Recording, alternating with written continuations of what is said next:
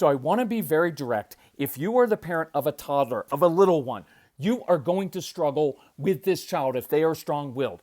The schools are going to struggle. You are going to get a call from the preschool talking about your strong-willed child because they're not following directions, they're not participating in class, they won't do circle time well. It's going to happen. It's going to happen. And there's nothing wrong with it. And I want you to know a couple things. You didn't do anything wrong. It's not your fault. And your child's most likely not doing anything wrong either. And I want to give you some perspective on this. And you can take it or leave it, but you're listening to my podcast. We work with almost 1 million families. I've worked with a lot of these kids. I'm doing this late on a Friday afternoon for this reason. I'm getting inundated with emails, with calls about 3-year-olds and 5-year-olds and 7-year-olds. And I want to set your heart at ease in some ways, and I'm going to challenge you in other ways, right? But if you'll bear with me, I made some notes, but I may jump around a little bit. But I wanted to get this out there as quickly as I could. And so if you don't mind, I'm going to jump into that. So welcome, this is Kirk Martin, founder of the Celebrate Calm. You can find us at celebratecalm.com. If you're struggling, reach out to us. Email our son, Casey, C-A-S-E-Y, at celebratecalm.com. Look, he was a toddler at one point. He struggled as a toddler. He struggled as a 9-year-old. He struggled as an 11-year-old until I started to change. But reach out to Casey. Tell us about your family, kids. What are you struggling with? We will get back to you. Let me jump into this. So I just got an email this afternoon. Hey, I'm struggling with my almost 5-year-old at preschool. He won't play with his peers and is always alone off to himself. He doesn't participate in centers or circle time. He only does what he wants to do, and he's defiant toward the teacher. Can you help? Here's my gut response to that based on a lot of experience. 1, I don't expect a little kid to play with his peers. You have strong-willed kids, and they're very, very internal. They have all these ideas in their brains. They wake up and all these ideas and this great imagination, and they want to carry these things out. They're not in the mood to collaborate with other kids. I guarantee you when they grow up, they're probably not going to want to collaborate either. And that's okay. That's why I own my own business. I have a vision for things. I don't want to have to run it by all these other people. I want to do it the way I want to do it. And there's nothing wrong with that. Moms and dads, I want you to know this. It's going to be harder for them in life. It will be. It is so much easier. If you're just a compliant person who does what other people expect you to do, and if you're a compliant kid and the teachers all love you, that's easier. That is not your child's path, and I don't want you to force them into it because I want them to be independent. I want them to push the limits sometimes, and we have to give them some freedom to do it. Look, I was thinking about this. Do this thought experiment with me. It would be weird if a 5-year-old came to you and said, you know what? I've been on Earth for 5 years, pretty much explored all that I've wanted to, not really curious anymore. I'm in the mood to be sent somewhere every day with only kids my own age, right? Where I just have to follow the vision of someone else and follow directions all day long that are largely arbitrary. I'm in the mood for that. I would love to sit in circle time, even though it's really uncomfortable for me, right? Like that's abnormal. That would be an odd thing for a 5-year-old to say. What a 5-year-old would say if they could speak to you in mature terms is, every day when I wake up, everything's new. There's so many things that are firing in my imagination that I want to explore. And this is the time of life I get to do it, right? Please don't, look, the teachers aren't doing anything wrong either, right? Like they've been given a job of like, hey, here's 20 little kids. Make sure they don't hurt each other and just get through the day and try to teach them a few things. So they're just doing their job too, right? Now I'm going to give you some tools to give the teachers, but I don't want arbitrary things in school. And for many of the church rules that you have, they're arbitrary. They're not based in anything moral or scientific or even common sense. Right? It's because we like to control other people, and people who don't follow directions make us very uncomfortable. But it's normal. This is when your kids are supposed to be curious. I don't want a 5-year-old who's all of a sudden all aware of what everybody else wants. Look, you're going to get this thing of like, well, he doesn't share. Good. 5-year-olds should not share. Developmentally speaking, Kids don't learn to share until they're about 7 or 8. And by the way, you don't share either. You don't go by a homeless person on the street and share your home with him. You give him stuff, but you don't share your meal, right? You give him a meal. You don't invite him over and share a bedroom with him, right? Being a little bit, whatever you want to call it with that, facetious with that, but to prove a point of, we ask things of kids sometimes that we're not willing to do ourselves. I don't share that many things with other people who aren't my loved ones, right? I give them stuff. I let them use it sometimes. But stop with some of those arbitrary things like, oh, my child's not sharing. Of course they're not sharing. They're brand new to the world, right? Everything is new, and they're trying to learn this whole concept of this is mine, and I want to play with it. And your strong-willed child just happens to be pretty assertive, and they know what they want. Look, I'd be more concerned if I had a very passive child who was always compliant, because that pretty much guarantees if it's a girl, she's going to grow up and marry a controlling man or a narcissist. True, moms, you have enough friends, you may be one yourself, who did that, right? So push back on some of these ideas within yourself. He won't play with his peers. He's not supposed to at that age. Look, I don't play with my peers that well, right? I don't. I like to control things. When I do group hikes, guess who organizes those? I do. I pick the hike, I pick the date and the time. I did one yesterday with 2 other guys, right? Why? Because I don't want to be my schedule to be at the whim of some other person who doesn't share my values or my time constraints or do the hike that I want to do. I'm 57. I'm very good at giving. I'm a giving person. It sounded really self-congratulatory. Look, I'm so giving. I know all those things, but I don't want to play with my peers. I tend to do on my own terms, right? He's always alone, off to himself. Good. That's where he's supposed to be, thinking, delving into his own imagination. Isn't that what we want at 3 and 4 and 5 and 6 and even 7 and 8 and even later? Off to himself. So what? It's arbitrary. Hey, 5-year-old, you're supposed to go and all of a sudden play well with all the other kids who don't want to play the same game you want. Most of you can't even do that, right? He doesn't participate in circle time. I've made this joke for 2 decades. Circle time is stupid, right? And here's why. And I understand teachers, you're not stupid. I get all that. And I understand why you do it. But circle time's arbitrary, right? Nobody at your office is going to say, hey, Frank, Melinda, 3 o'clock in the conference room, circle time, right? It's an arbitrary thing that you never have to do after you're 5. Right? It's sitting around the circle with other people, crisscross applesauce, which is really uncomfortable for a lot of your kids. And a lot of your kids have a ton of energy. So what do they get in trouble for? Oh, they can't sit still. Good. They're not really supposed to sit still at that age. It's arbitrary. And then all of a sudden they start to internalize what? I'm a bad kid. I don't follow directions. I'm always in trouble. You don't want that to happen within your child. Trust me, those of you who have 8 and 10 and 12 and 15-year-olds and 26-year-olds, you know where that leads, and it's nowhere good. Circle time. It's not like I want the kid to be running around the classroom and misbehaving, right? But this is very normal. He only does what he wants to do. Look, that's pretty much the job description of a toddler. I want them to wake up with ideas that they get to explore. And I'm going to give you some tools for this. But if I'm the teacher, let me just cut to this. If I'm the teacher and this 5-year-old's in my class, here's what I'm doing. Dude, I love your imagination. What do you want to do today? What's in your brain? Here's what I could use some help with. Hey, bet you can't do that because you know what? This is kind of like an 8-year-old job. Bet you can't do it. And watch that 5-year-old. You give them a mission. Give them missions. Create successes. Find out what that 5-year-old, your 3-year-old, your 7-year-old, find out what are they good at doing.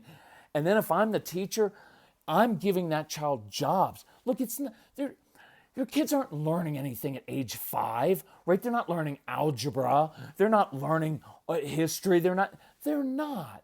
It's a time for us to foster that curiosity to say, dude, what do you want to build right now? What's in your brain? What did you just picture? Because I want to see what you end up creating. And I make it more of a challenge.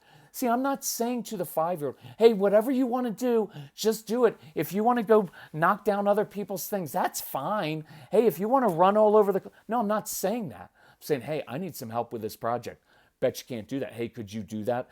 I'm focusing that energy, but I'm not trying to arbitrarily get the child to be something he's not supposed to be at age 5, right? If it's circle time, maybe during circle time, I give that 5-year-old who's not great at sitting still all the time, I give him a job in the back of the classroom. Or I say, hey, if you want, you could sit underneath your desk, or you could sit up in a chair during circle time. I don't care. What is circle time? Usually it's the teacher reading a story. That's awesome, right? And we want all the kids, and I get it, we want all the kids to sit there quietly, hands in their laps, hands folded like a nice little child, eyes on me as the teacher, listening, not touching your neighbor. That's hard to do, especially if you have energy and your own plan. But I may try to draw that child into the story and say, hey, what would you have this character do? Right? I can play to that. I can use that energy. Does that make sense at all? I want to give kids tools. So I was going to open the podcast with my typical, do you have a child who is a whirlwind, not listening well, not following directions, always getting corrected, who wants his or her own way, gets frustrated when disappointed, or when plans change, who melts down over little things going wrong, who's relentless with whining or complaining, or asking questions all the time, who won't do simple tasks well, right? That's who you have. So I'm going to give you some practical strategies and tools so you're not at your wits' end anymore.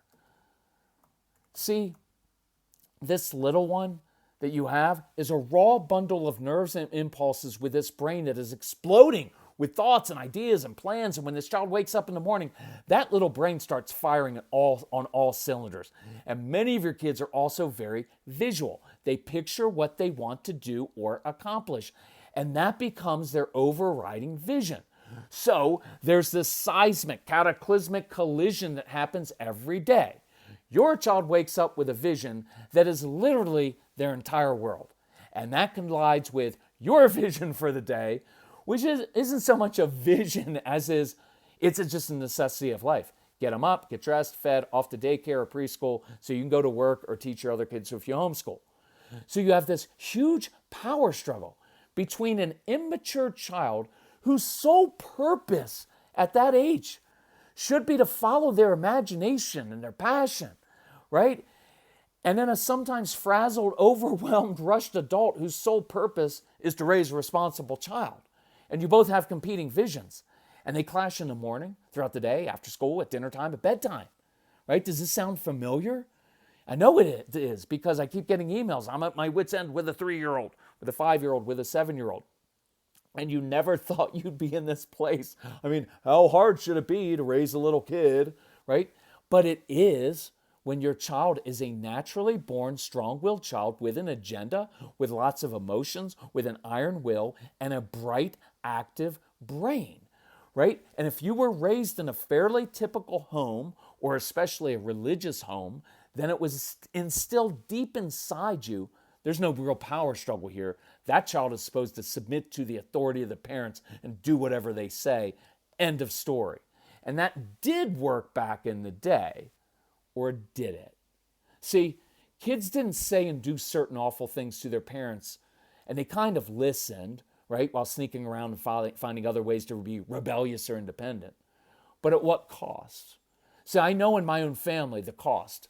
My dad ruled with an iron fist, and he got what he wanted, which was order and control, because my dad could not handle things if there wasn't order and control. By the way, look at a lot of World War II generation people, men who went off to war when they're 17, 18 and saw awful, awful things. And when they came back home, what did they want? Order and control. Look at the 50s.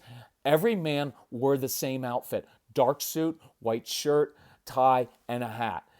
The names of our street, we grew up in a 1950s split-level home. In our neighborhood, every single street began with the letter S. That was not a mistake. That generation was about order and structure. And so my dad got what he wanted, but it also crushed, and I do mean crushed the spirit, and later the soul, and actually the body of one of my brothers. And to varying degrees, he snuffed out mangled, distorted, whatever you want, whatever word, and twisted the life of each of us in different ways. Not blaming my dad, there's no boo-hoo in there, just saying that's the reality of what that did. Yeah, he got order and structure, but our unique personalities were suppressed, right? It unleashed unhealthy coping mechanisms among my brothers. And in the end, my dad never had a real relationship with any of his 4 boys. But did he have control of the home? Of course he did. But guys, is that what you really want here? Then, and look, it's not mutually exclusive. You can have order and structure, and you can have, right, a relationship with your kids. It's not an either or. It's just that generation, a lot of us, the way we were raised in a lot of religious homes, it's either or. It doesn't have to be. In fact, I think that if you have a close, trusting relationship with your child, that you're going to actually have a lot more peace and harmony in the home, because relationships change behavior. Consequences don't. So listen, you are going to wrestle with this. You are going to wonder if you are being too permissive. You are going to disagree with your spouse over this. It's going to make you very uncomfortable, and you're going to swing on a pendulum back and forth between giving up and clamping down, between being too permissive at times and reverting to the iron fist. But you will always discover this one truth. Consequences with strong-willed kids never work, and the traditional methods you were raised with will not work. And if you're not proactive and mature about this, it can and often does cause your marriage to unravel. So do we advocate then letting your child rule your home? Absolutely not. I want your child to actually learn how to control himself or herself so you don't have to. And I want you to be able to control yourself. And if you listen to us, you know that's the bigger issue here. Because if you're a guy out there and you're like, well, I don't have anger issues. Well, it's clear that you do, and you stomp around and you can't handle any disappointment yourself, or if your kids mess up or leave Legos on the floor and you start storming around, well, guess what? Your kids are going to do the same thing, right? And moms, same thing for us, right? There's no guilt, no blame, but we have to address this hard reality, right? And so the hard part for me when I read these emails every day from desperate parents is I've been there and I can see how this is going to unfold. And I'm going to give you some useful tools in this podcast. But it's impossible to share everything in 20 or 30 or 40 minutes with an email, right, or on an email response. So I do want you, I even implore you, go through the Calm Parenting program. Begin with the program for strong-willed kids. It'll give you so much insight into these kids that you need and about changing your perspective. Otherwise, you're just going to fight for the next 18 years, right? So if I had anything to share today, it's going to be these few things, right? And I have a number, but I'm probably going to add. I was going to be these 3 things, but you know with me, it could be 5. Number 1, and this is important, this is not your fault, and you did not cause this. Moms and dads, but especially moms who fret over this and stay up late at night scouring the internet for hope, I want you to know this. This is not your fault. You did not cause this. Your child was simply born this way. They came out of the room ready to attack the world, and probably you, and anything that gets in their way. They're bright. They know what they want. They know what they don't want. They're particular. They don't want to do things your way or anyone else's way. And by the way, if you can embrace that, it's a beautiful thing. Is what we are trying to raise is an independent child who can think for himself or herself and be proactive and have initiative. We want this. It's just that they're difficult to raise, right? And they don't lose well. They don't play well with others at times. And they can be dominant alpha dogs. You didn't cause that. It's not that you're doing something wrong. And it's nothing that needs to be fixed either. So please resist that. Look, I get concerned when it's like, well, we're taking our 3-year-old, 5-year-old, 6-year-old to a therapist. And it's like sometimes like there's no therapy needed. There's nothing wrong with your child. We just need to learn to work with their nature instead of suppressing it and fighting it and acting like there's something wrong with them. And all those judgmental relatives and friends, they're just plain wrong. It's not a discipline issue, right? I know what they keep telling you. Well, if you let her get away with this, she's going to be a terror. You need to clamp down on him right now. We would have never gotten away with that. I get that. That's well-meaning advice, and it's dead wrong. And they simply don't get it. So you end up feeling alone and judged and not knowing what to do. And perhaps your spouse has insisted that you go the hard discipline route, even the physical route. But you're a mom. You're smart. You watch, you observe, you think about this stuff 24/7, and you see that's not working and that it won't work. Moms, I want you to trust your instincts. Don't get bullied into doing something you know won't work. The hard part is that you know intuitively these other approaches are not going to work for this child. They may work perfectly fine for your more compliant, easygoing child, but they're not going to work for this child. You've tried this already, but you don't know what to do because this is all uncharted territory for you, right? There's no real guidebook, right? And you didn't have these same issues with your other kids. So I want to set your mind and your heart at rest, at least in this. This is not your fault. You didn't cause this. There is a better way, and you know that inside. So trust your instincts here, Mom, right? It's going to be hard, really hard raising this child. But once you understand how their hearts and brains work and how they see and interpret the world, once you begin working with their nature, instead of fighting it or trying to change it, it becomes much easier and actually at times a joy. But you're going to have to continually fight your own anxiety, your own control issues, the wrong assumptions you grew up with about what a good child is supposed to be like. And you're probably going to have to live with feeling judged and misunderstood yourself, which, by the way, is how your child feels, and do battle sometimes with systems, with schools, with church at times, with even your own immature spouse that you married. You have to do battle with that. Because the spirit of your child is at stake here. And so I want you to feel comfortable and feel confident, moms and dads, in doing this. Number 2, and this is a different thought, and it doesn't really fit here, but I want to plant the seed. I want you to wake up your child in the morning or when they come home after school or whenever it is with a way to say yes. Find a way to say yes, not to give in to their, I want fruit snacks right now, I want this. No, don't say yes to things. Say yes to experiences. Say yes to building and creating and using their imagination and following their curiosity. So here's the idea. When you wake your child up, or maybe when they come in from the living room or after preschool, whenever it is, ask with some enthusiasm, hey, what's going on in your brain? What's firing in there? What's in your imagination? What are you picturing? What do you want to build? What do you want to create? What do you want to make? And instead of beginning or ending the day listing your agenda, right, which your child knows already, get up, get dressed, shower, eat your breakfast, brush your hair, brush your teeth, make your bed, get your shoes on, put your backpack down, get out your homework folder, eat a snack, fight me for 3 hours, eat a meal you don't like, and lie about actually washing your hair and brushing your teeth, and go to sleep. Right? We already know those things. Ask what their agenda is. And instead of reflexively fighting it for very practical reasons, right? We don't have time for that. Or it's really inconvenient, or you have other priorities. Do something different. Try it this week. Embrace it. Try to find a way to say yes to it. Watch this, within your boundaries. This isn't just saying, sure, we can do whatever you want, child. No, within my boundaries, but I'm finding a way to say yes.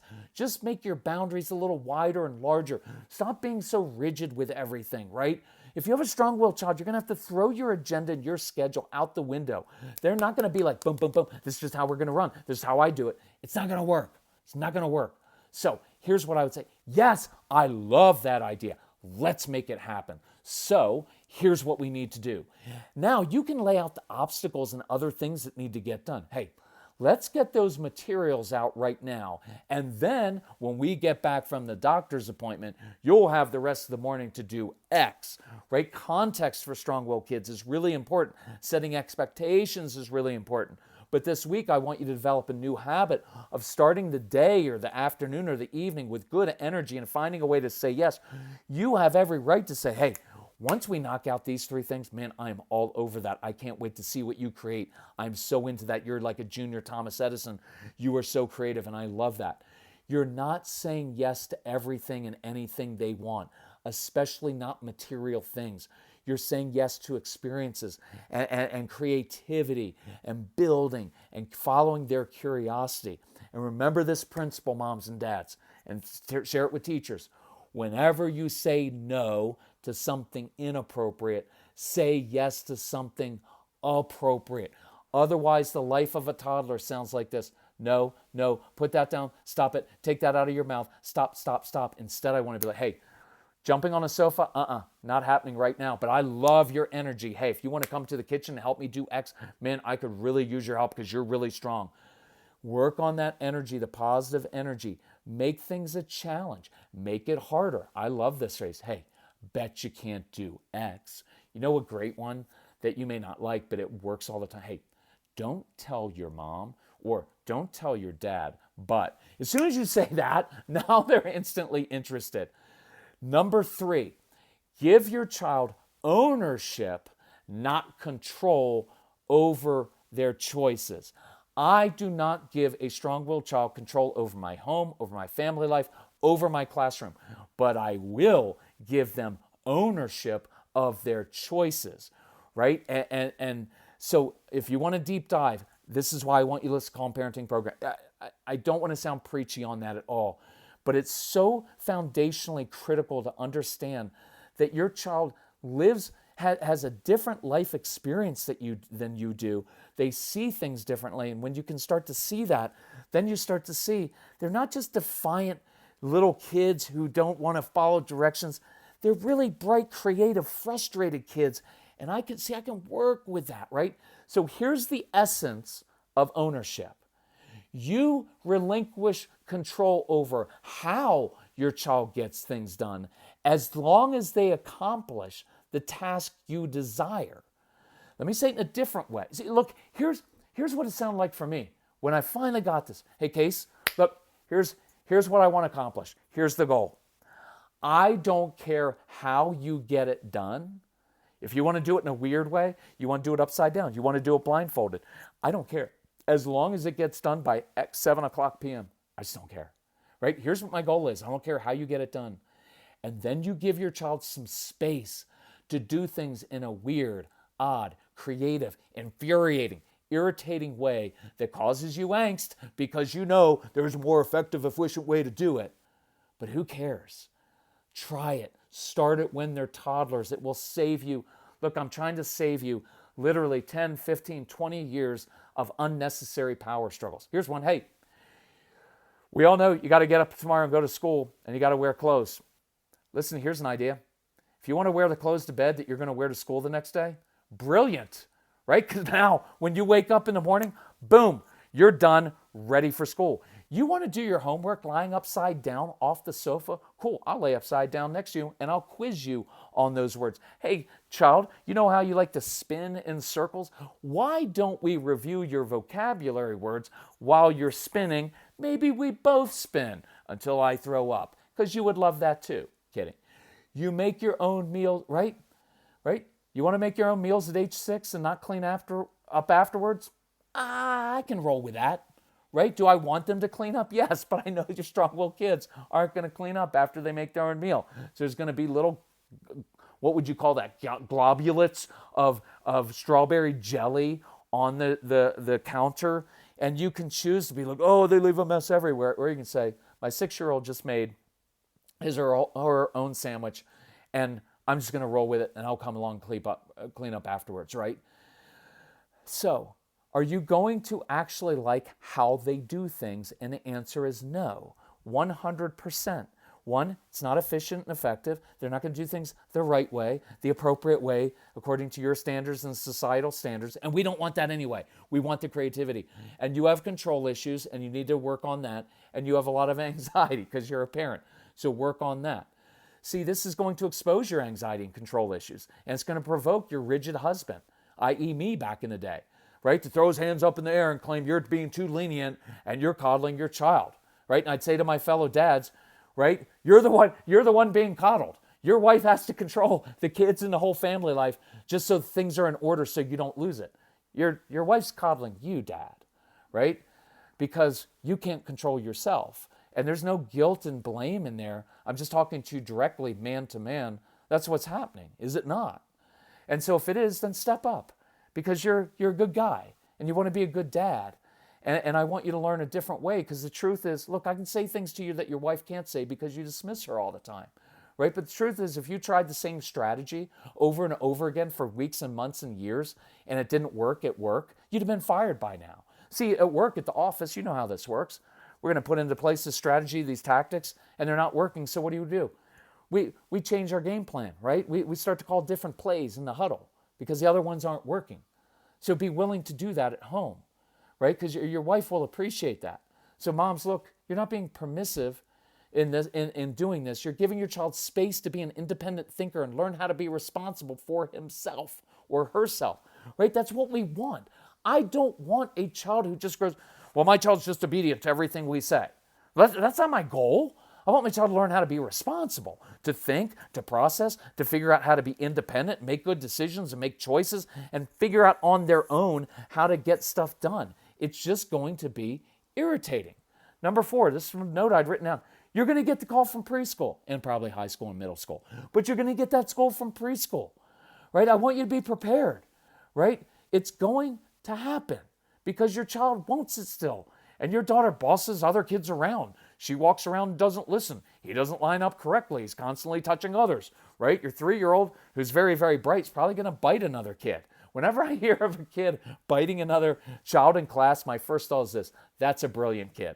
This is a kid who probably isn't ready for school yet and wants to be at home where he or she can explore and get into things and make messes, which, by the way, is the job description. I did this in a phone consultation. His dad was like, well, when's my child going to learn how to grow up and be responsible, do all these things and be orderly and organized? And I was like, he's 6, right? And I was like, Dad, you're a business guy. Come back to me and tell me, what is the job description of a 6-year-old? It's to be curious. It's to make messes. It's to explore. It's to get into things. It's to learn by doing. That's the stage of life. You want them to be impulsive then. I don't want them impulsive when they're 26 and 36, because you can kill yourself then, right? And get into a lot of trouble if you're impulsive and lose a lot of money and lose relationships. So I want these things to happen when they're little kids. And so what I know about the little biters, we always called them Mr. Chompers, is I'm not happy where I am. I'm not messing around. Boom, I'm going to bite another kid. Guess what? Well, that gets everyone's attention really, really quickly. And then that child usually gets kicked out of preschool, which is what our son did. So moms and dads of middle schoolers, if you're listening to this, guess what? Same thing.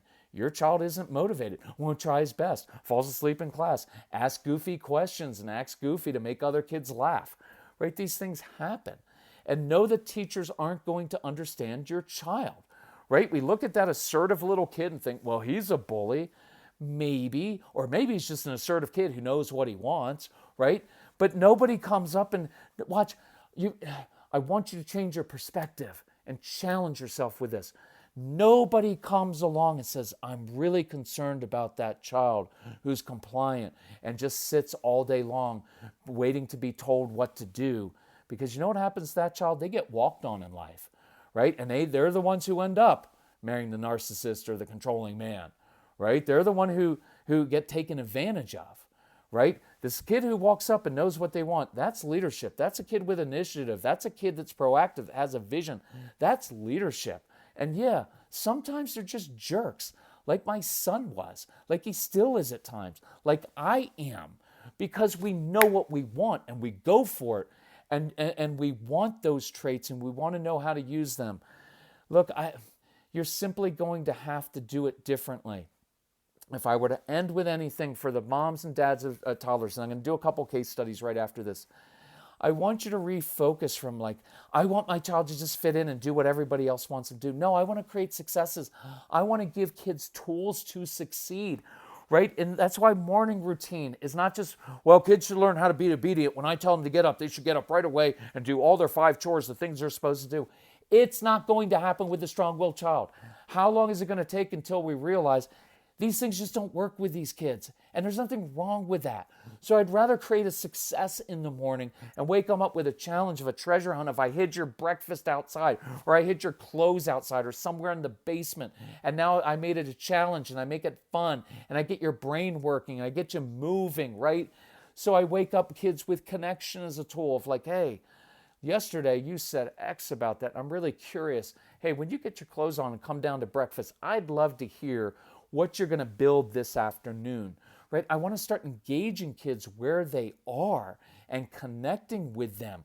There's a lot of different ways to get kids to be compliant or get them to do what you want them to do that just don't involve one rigid way of doing it, right? That's why during school time, it's like, I want to use movement in class. I want to use music.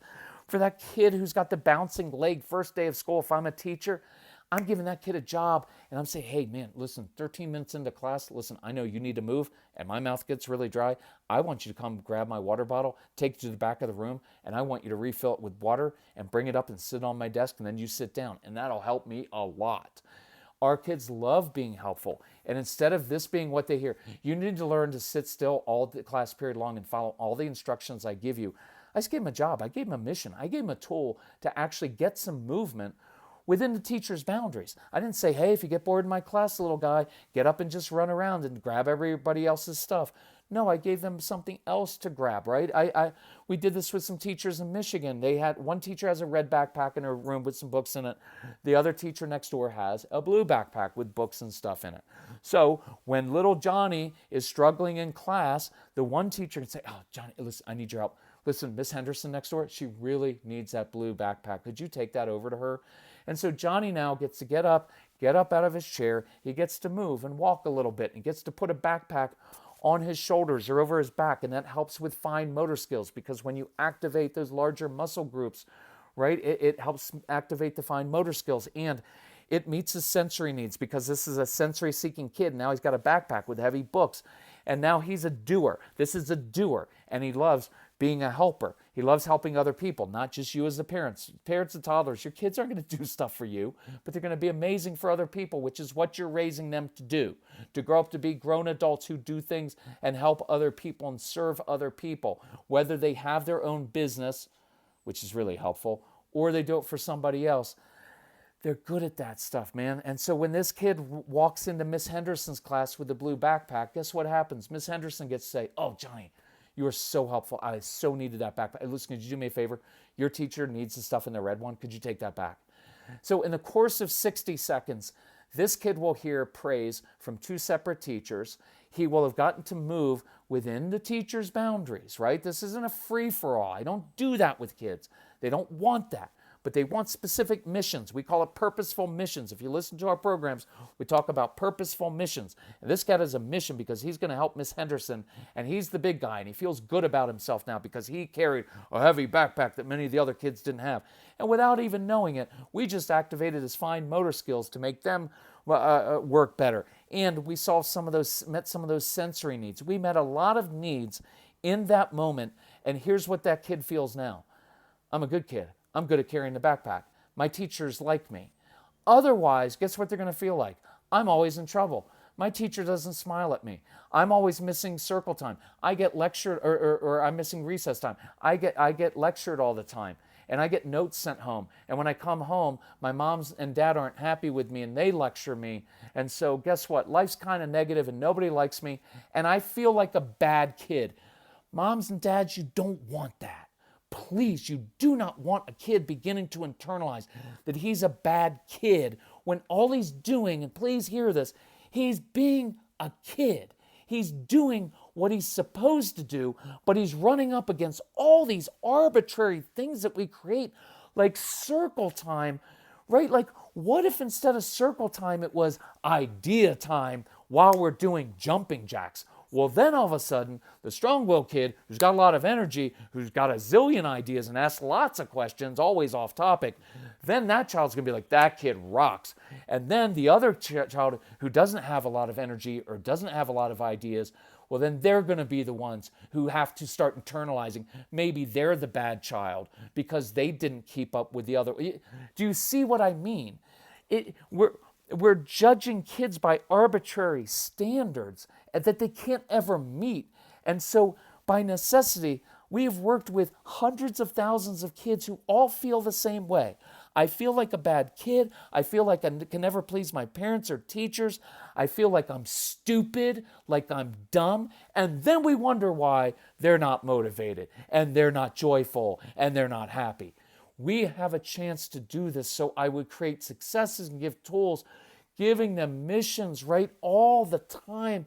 Let's do this. Look, here's one that's just top of mind, right? Of that, whenever you tell them to do something, instead of something inappropriate, right? Just telling a kid, hey, don't ride your bike fast, right? Like that's telling me not to eat the brownie that's sitting right over there, right?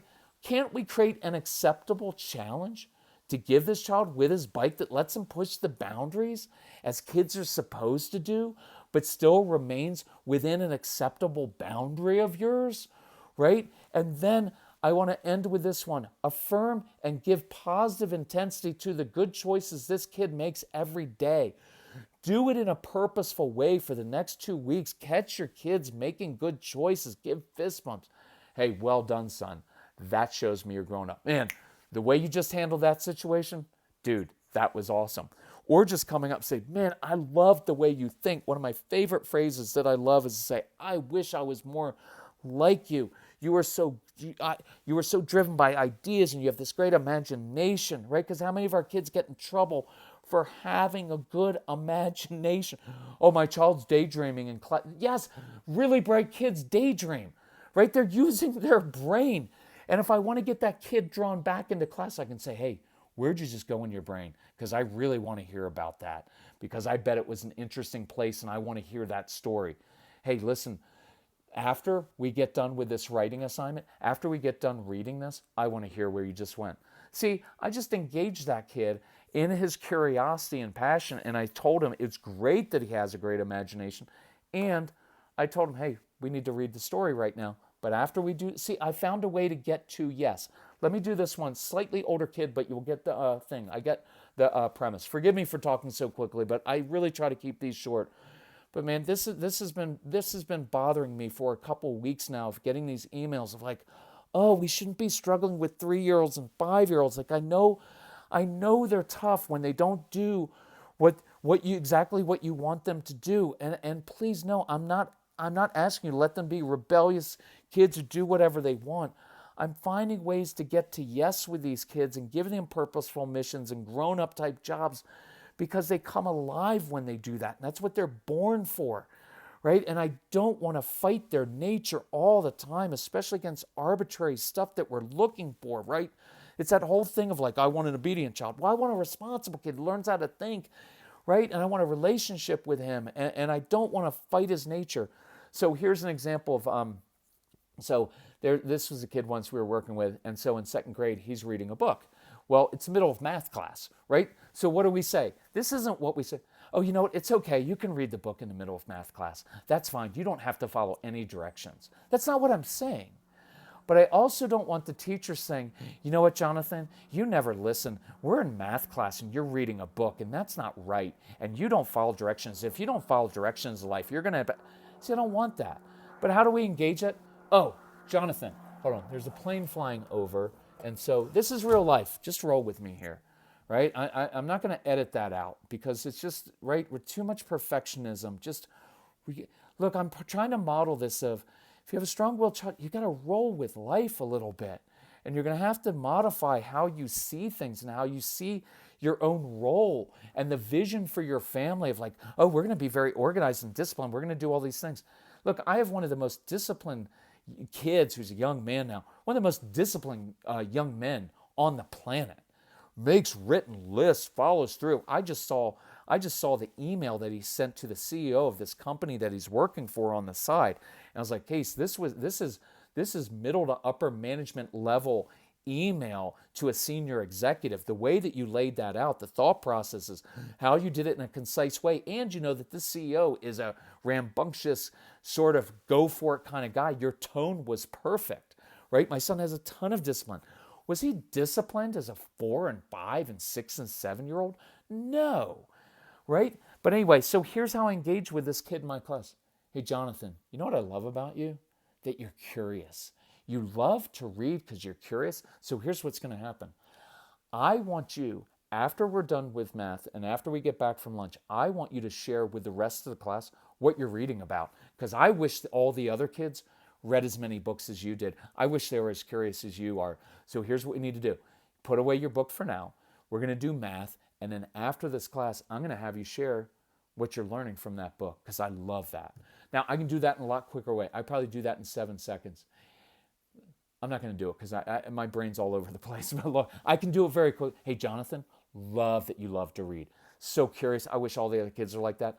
Listen, it's math class right now, so I need you to put away your book. We're going to do our math. But after we're done, I want you, if you want to share with the rest of the class what you're reading about, because I want them to be curious like you. That took, 10, 15 seconds to do? And instead of labeling the kid a bad child because he's not following directions, and what did the mom who just emailed, which is, he's always alone off to himself. Why is that a bad thing? He's just trying to discover things. He doesn't want to collaborate yet because he's 5. He's trying to figure out things on his own. That's independent play. It's independent thinking. We want that. He doesn't participate in circle time. Who cares? I didn't participate in reading when I was a kid. I hated my entire childhood. I feared a teacher calling on me to read out loud. Why? I was voted shyest boy in my high school class. I didn't want to read out loud. I'm a voracious reader. I'm always reading 2 books at one time. I love reading. I loved reading as a kid, but I didn't want to read out loud in class. When do you have to read out loud in real life? You don't usually have to read out loud. You get asked to share your opinion at the office in a meeting, but you don't have to read out loud all the time. It's arbitrary, right? He only wants to do what he wants to do.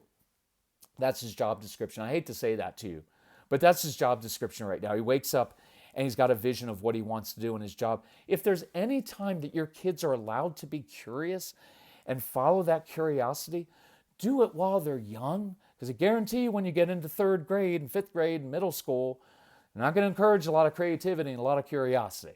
Just got to get the assignment done. You got to put blah, blah, blah, blah, blah, blah. My point of view is you have the rest of your life to be miserable and do that stuff. Let's teach kids to be responsible, to be good thinkers. I'll end with this. Our goal finally became for Casey to be this. I want to raise a curious child who loves to learn. And if I was saying in the spiritual aspect, I want to raise a child who loves other people as much or more than he loves himself. What more do you want? A curious kid who loves to learn. Does that mean he always gets good grades? No, because he might not read things on the approved reading list, but he's always trying to learn, and he's figuring things out, and he's tinkering with things. That kid's learning. He's exploring. That's what we want from a spiritual sense. Do I want a kid who's just obedient and he follows directions all the time? No, I want a kid who loves big, who learns how to meet people where they are, who sees people who are hurting, and he has compassion on them, and he tries his best to help them. See, I'll take a compassionate kid. I'll take a compassionate, curious kid over a compliant, rule-following, obedient kid any day of the week. And I'll take a curious, compassionate adult over a law and order, rigid type adult any day. Does that make sense? I hope it does. So, moms and dads of toddlers, I'll say what's top of mind. Relax and realize it's not your fault. You didn't do something wrong. This is the way they were born. Get used to this being their nature. You're not going to snuff it out of them. You're not going to consequence it out of them. They're going to be like this when they're 20 and when they're 30. It's going to serve them really well. It's just going to be hard. And I'd rather you focus your energy on learning how to work with their nature and say yes within your boundaries. Give them ownership. Please, moms and dads, if you listen to the Strong-Willed Child program, it's part of the Calm Parenting package. If you need help with it financially, email Casey. Be assertive. We like assertive, go-get-it people. Say, hey, I want your stuff because I'm struggling with my toddler. How do I get that? Casey will work with you on that. But you're going to learn about how to give your kids ownership, right, over their choices within your boundaries. So this has nothing to do with being permissive. It has to do with you not being so rigid and teaching your kids how to actually be responsible and doing things in a different way that just irritate you because you have control issues like I do, right? And so don't be worried about getting that call from school. I would just call them and say, hey, I'm proactively calling you. Is my daughter doing that yet? Because I know it's going to happen, right? And then I give the teachers some tools to help with my child. And we create successes. If you need some help with this, reach out to Casey, C-A-S-E-Y at celebratecalm.com. I hope this was okay. It was kind of top of mind, emergency thing. I'm going to ask Casey to process this and send this out as quickly as possible. Please share this with other parents of toddlers or parents of other kids, because I don't want parents feeling guilty for this stuff. And I want you to actually have some actionable plans and ways of helping these kids actually enjoy the strong-willed child. That's my goal. I want you to enjoy the strong-willed child. They're a gift to you. They're awesome kids. Anyway, love you all. Talk to you soon. Bye-bye.